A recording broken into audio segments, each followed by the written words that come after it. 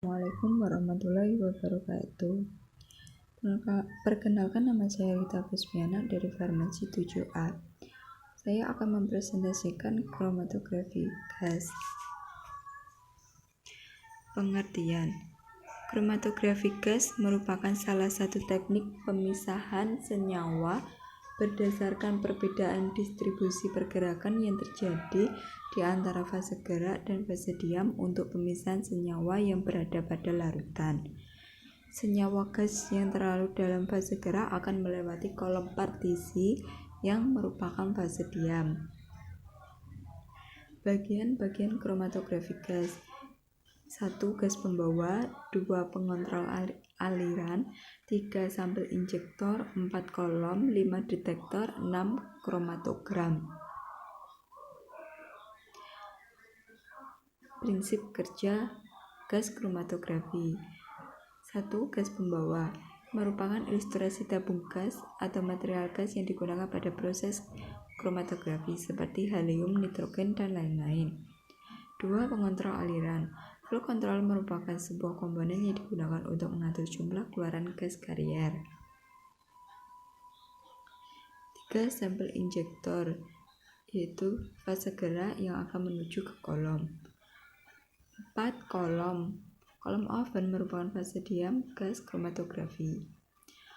Pada bagian ini suhu dapat dikendalikan, maksudnya bisa dinaik atau turunkan sesuai dengan kebutuhan. 5. Detektor.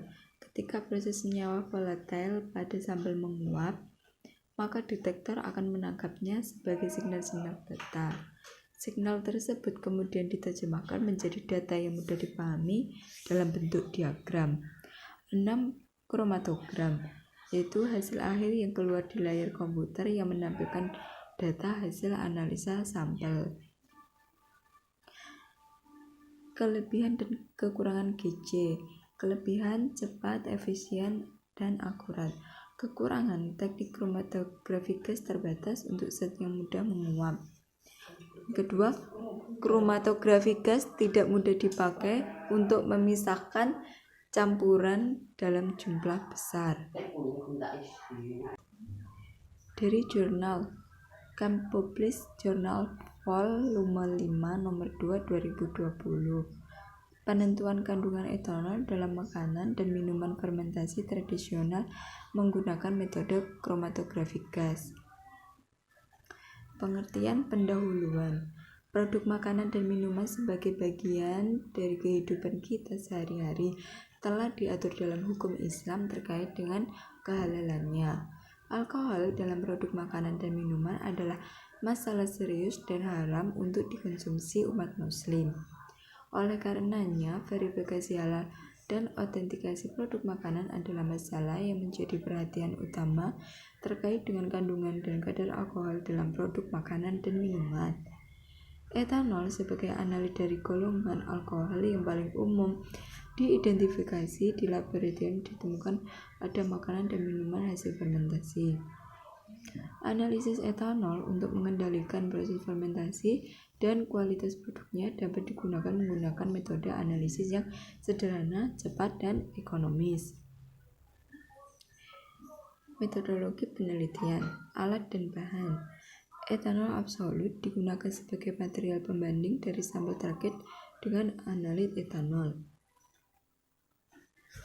N-butanol 0,5% volume per volume digunakan sebagai standar internal untuk memastikan bahwa tidak ada gangguan dengan puncak etanol pada pengukuran metode GC. Kertasari Whatman nomor 1. Sampel adalah makanan dan minuman tradisional lomba hasil fermentasi yaitu poteng ambon dan poteng tujak dan minuman fermentasi dengan lama pemeraman 24 jam seperti tuak dan brem.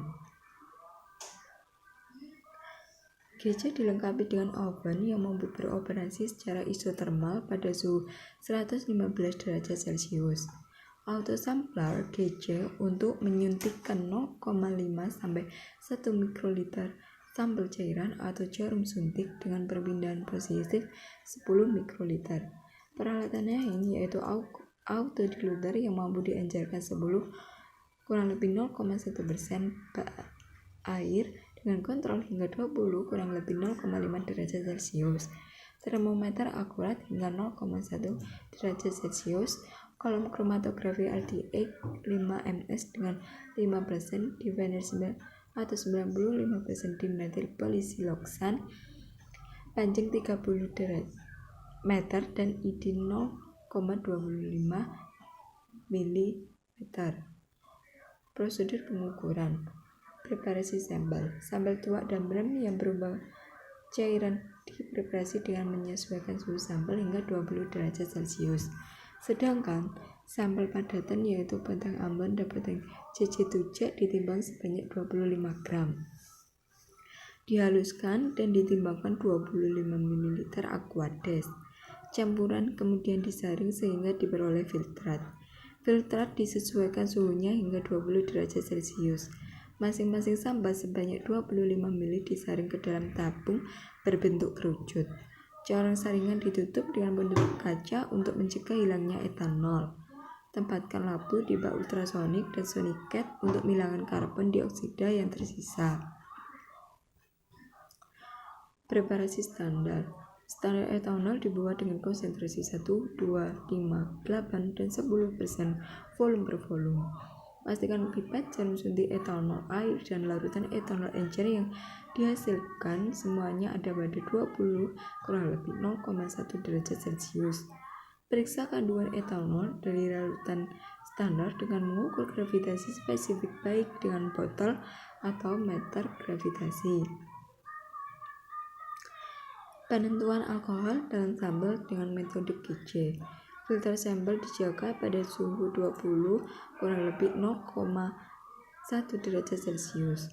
Larutkan 2 ml sampel dengan 20 ml N-butanol standar internal. Suntikan 0,5 sampai 1 mikroliter dari setiap larutan etanol standar ke dalam GC. Perlakuan yang sama juga dilakukan pada larutan sampel dalam N-butanol. Luas puncak standar internal etanol dan N-butanol dihitung. Perhitungan.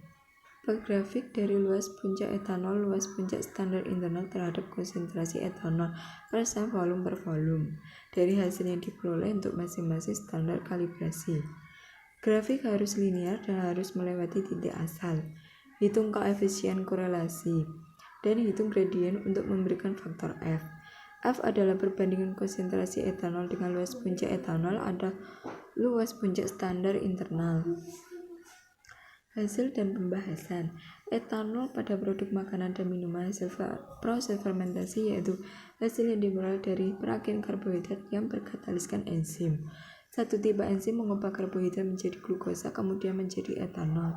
Tipe yang lain menghasilkan cuka dengan etanol sebagai perantara. Perakian atau fermentasi dilakukan dengan bantuan sebagian spesies reaksi tertentu seperti Saccharomyces cerevisiae. Larutan etanol disuntikkan dengan menggunakan mikrosilin ke dalam kolom pemisah GC. Pada tempat injeksi, larutan langsung menguap dan masuk ke dalam kolom bersama dengan gas pembawa yang inert. Di dalam kolom terjadi permisahan komponen-komponen gas menurut titik didih dan polaritas masing-masing senyawa.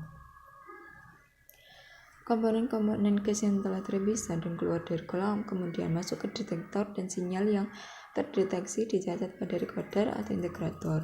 Titik didih etanol ada 78,3 derajat Celcius dan titik didih N-butanol adalah 117 sampai 118 derajat Celcius.